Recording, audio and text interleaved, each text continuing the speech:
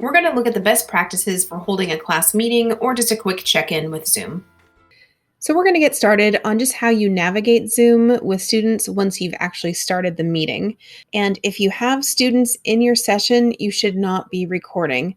We are not supposed to be capturing students' images, voices, or their names, so we won't be recording in meetings. So here we are in a Zoom meeting.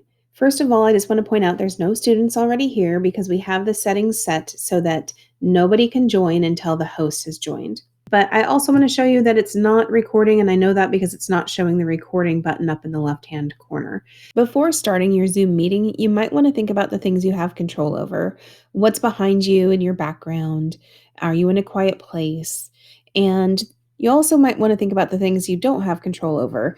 Maybe there's somebody else at home that's working, dogs running around, kids running around. It's really good to know where is your own microphone and mute button. And so you'll find those in the bottom left corner, and you can see I can easily mute or unmute myself, or as well as start and stop my video. So it's good to know where those are quickly.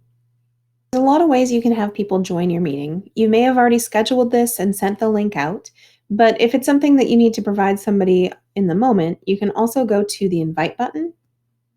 Now you can click copy URL and send that in an email or post it to Google Classroom or Skyward. But another way would be is if you look at the top, you're going to see your 9-digit meeting ID. And if you look at the bottom, you're going to see your meeting password. You can also provide that information to somebody directly. So now let's look at how we can add students from the waiting room.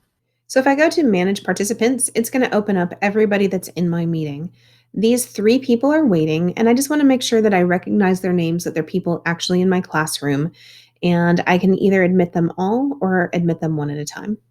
So you probably have some characters in your classroom, and I do as well because that's what you do on day 20 of quarantine. And just a few things that you want to look at in this participant window. First of all, I can unmute all. I don't know that I would do that unless it was a small group like this one, or I can mute all. And a nice piece about mute all, it has this other option of allow participants to unmute themselves. You might want to uncheck that.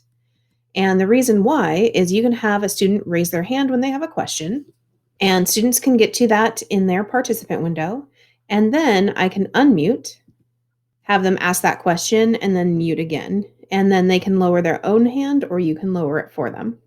Now you can see all of these characters also have their videos on. And here I can stop somebody's video, and I can also ask them to turn it back on.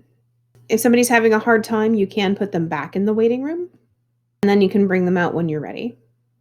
You can also remove somebody from your Zoom meeting entirely, and depending on your settings, they could ask to rejoin. I chose to have that in case I accidentally removed somebody instead of hitting the admit button, but that's going to be up to you.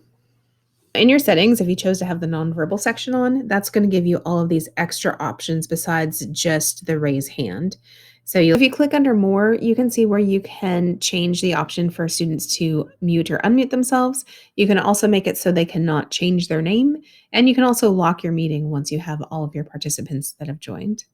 If I go into chats, I have some extra options if I click on these 3 dots. So initially mine was set so that everybody could see each other's chats. You can have it set so they can only chat with you individually. Now you'll notice we're adding a little bit of new video with some of the old video from the spring, just to point out a couple new features. So as of today, we're on day 145 of quarantine, and down at the bottom, there's a security button. And that's a quick way to change some of your settings, like allowing chat or screen share, enabling the waiting room. So your settings and video options are in the bottom left corner. And before we explore virtual backgrounds, let's look at how you can use your doc cam. If you picked up your Ladybug document camera, you can plug that in, and then under video, if you click that little tiny caret again, you can choose between your Lumens document camera and the regular built-in camera, which is going to see your own face. So my Lumens document camera, you can see this doesn't look quite right, but if I choose video settings, I can go to mirror my video and turn that off. Now, this is not changing how students see the information, it's just changing how you see it, so that's really going to depend on your own settings. And then the last thing would be drop-ins. Zoom is a hard one to do all of the testing by yourself, especially when it gets to things like breakout rooms. So please do stop in our drop ins. They're Tuesdays and Thursdays from 11 to 12 throughout August. And there, if you want somebody to join your Zoom, we can have somebody do that with you and you can test things out. So it's just a great time to explore any of our Core 4 platforms. Now, if it's been a minute since you've used Zoom with students because you were using Google Meet, don't forget if you go down to the camera and click that little up arrow next to it, you can choose virtual backgrounds, and that's available for both staff and students.